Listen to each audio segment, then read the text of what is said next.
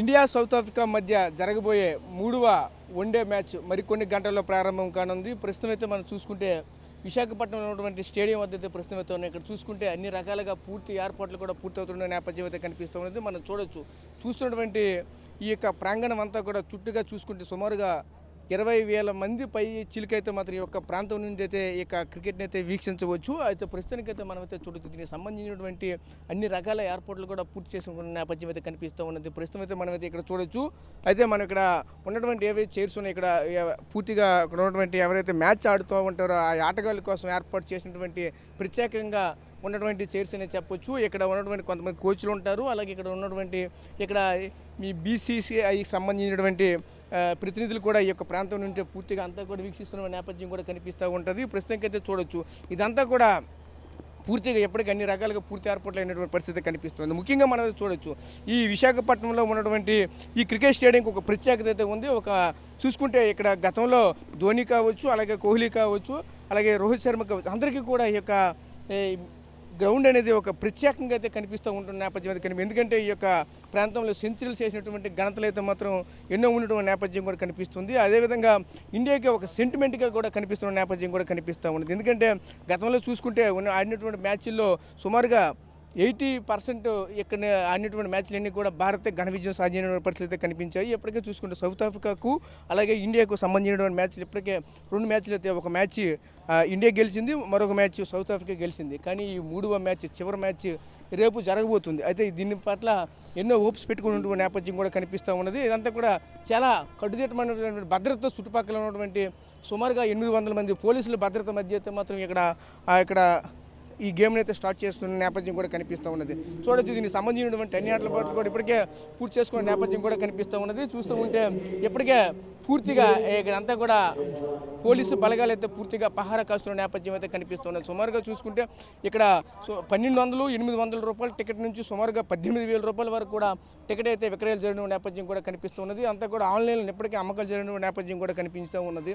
ప్రస్తుతం చూసుకుంటే 25,000 టికెట్లు అయితే మాత్రం ఇప్పటికే అమ్మకం జరిగిందంటూ కూడా మరొక వైపు చెప్పుకొస్తున్న నేపథ్యం కూడా కనిపిస్తూ ఉన్నది. ఇప్పటికే చూడొచ్చు, దీనికి సంబంధించినటువంటి ఆటగాళ్ళంతా కూడా ఈ యొక్క ప్రాంతాన్ని చేరుకున్న పరిస్థితులు కూడా కనిపిస్తూ ఉన్నాయి. ఇదంతా కూడా చూడొచ్చు, ఆటగాళ్ళంతా కూడా ఒకవైపు ఇప్పటికే దర్శనానికి కూడా వెళ్ళారు. అక్కడ ఉన్నటువంటి సింహాచలం అలాగే అక్కడ నరసింహస్వామి దర్శనం కూడా చేసుకుని ఒక ఆశీస్సులు తీసుకుని వచ్చిన నేపథ్యం కూడా కనిపించింది. ప్రస్తుతం చూసుకుంటే వీళ్ళంతా కూడా ఇప్పటికే అంతా రెడీగా సిద్ధమవుతున్న నేపథ్యం కూడా కనిపిస్తుంది. అదేవిధంగా ప్రస్తుతానికి ఇక్కడ చూస్తున్నటువంటి గ్రౌండ్ యొక్క ఫెసిలిటీస్ మనకు చూసుకుంటే చుట్టూ ఉన్నటువంటి ఏదైతే ఆ లైట్లు కనిపిస్తూ ఉన్నాయో లైట్లు అంతా కూడా పూర్తిగా గతానికి ఇప్పటికీ చూసుకుంటే దీనికి సంబంధించిన సుమారుగా 8 నుంచి 9 డిగ్రీల వరకు కూడా ఉష్ణోగ్రతను కూడా తగ్గించినటువంటి ఏర్పాట్లు కూడా పూర్తి చేసిన నేపథ్యం కూడా కనిపించే ఉన్నది. ప్రస్తుతం చూసుకునే గతానికి ఇప్పటికీ కూడా పూర్తిగా అన్ని విధాలుగా కూడా దీనికి సంబంధించిన అప్గ్రేడ్ చేసిన నేపథ్యం కూడా కనిపిస్తూ ఉన్నది.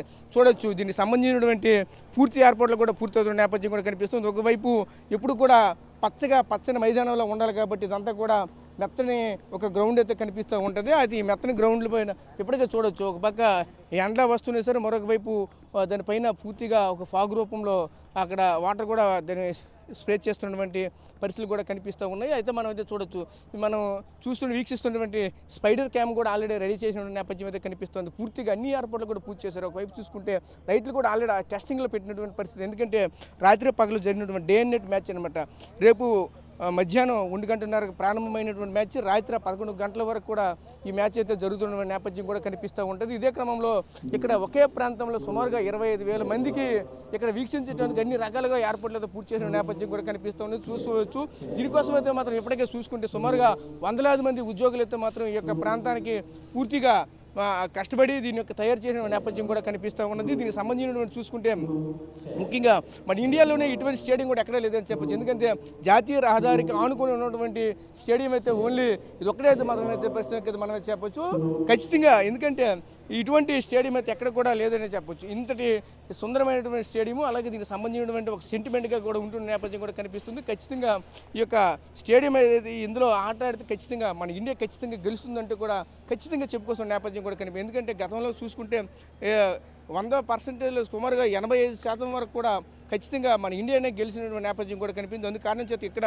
6లు 4లు కొడుతూ పాటు అలాగే వికెట్లు తీసే బౌలర్లు కూడా ఈ యొక్క పిచ్చి కూడా అనుకూలంగా ఉంటుందని కూడా చెప్పుకోవాల్సిన నేపథ్యం కూడా కనిపించింది. అదేవిధంగా అకాల వర్షాలు కురిసినప్పటికీ కూడా వెంటనే ఇక్కడ ఉన్నటువంటి తేమను కూడా కిందకి పీల్చుకున్నటువంటి అనువుగా ఉన్నటువంటి ప్రాంతాన్ని కూడా ఈ యొక్క ప్రాంతాలు ఎంచుకునే నేపథ్యం కూడా ఉన్నది. అయితే దీని కారణంగా అన్ని రకాలుగా చూసుకుంటే పూర్తిగా బ్యాటింగ్ కానీ బౌలింగ్ కానీ అన్ని రకాలుగా అనువు కావడంతో అదేవిధంగా విశాఖపట్నం వెంటనే మన ఇండియాకు సెంటిమెంట్గా ఉంటుంది కనుక ఖచ్చితంగా అయితే మన ఖచ్చితంగా విజయం సాధిస్తామంటూ కూడా చెప్పుకోవాల్సిన నేపథ్యం కూడా కనిపిస్తూ ఉన్నాయి. అదేవిధంగా ముఖ్యంగా క్రికెట్ సంబంధించినటువంటి ఈ ఆటగాళ్ళకు ఉన్నటువంటి ఇదంతా కూడా ఫేవరెట్లు అంతా కూడా ఒకటే చెప్పుకొస్తుంది, ఖచ్చితంగా ఇండియా ఖచ్చితంగా గెలుస్తుంది. ఖచ్చితంగా ఫస్ట్ మ్యాచ్ అయితే గెలిచింది, సెకండ్ మ్యాచ్ అయితే వారాహోరీలో ఓడిపోయినటువంటి నేపథ్యం అయితే కనిపించింది. ఖచ్చితంగా ఈ మ్యాచ్ అయితే మాత్రం ఖచ్చితంగా గెలుస్తూ ఉంటే కూడా చెప్పుకో సుమారుగా 300 పై రన్లు అయితే మాత్రం కొట్టే అవకాశాలు కూడా ఉంటాయంటూ కూడా ఒకవైపు క్రికెట్ అభిమానులు కూడా ఒకవైపు చెప్పుకొస్తున్న నేపథ్యం కూడా కనిపిస్తూ ఉన్నది. అయితే ఇప్పుడు ప్రస్తుతం చూసుకుంటే అన్ని రకాలుగా పూర్తి ఏర్పాట్లు అయితే మాత్రం మరి కొన్ని గంటల్లోని ఈ యొక్క ప్రాంతం నుంచి అయితే ఇక్కడ సౌత్ ఆఫ్రికాకు ఇండియాకు జరగబోయే ఈ వన్డే మ్యాచ్లో తీవ్ర ఉత్కంఠంగా చూస్తున్న పరిస్థితులు కనిపిస్తుంది. ప్రస్తుతం ఇది ఇక్కడ స్టేడియంలో ఉన్నటువంటి తాజా పరిస్థితి. చరిత్ర సృష్టించినోడు ఇప్పుడు ఆ చరిత్రని తిరగరాయబోతున్నాడు. అబద్ధాల గోడల్ని బద్దలు కొట్టి నిజాలను రాగా మీ ముందుంచబోతున్నాడు. నిజమైన వార్తల కోసం వెంటనే డౌన్లోడ్ చేసుకోండి రా యాప్ని.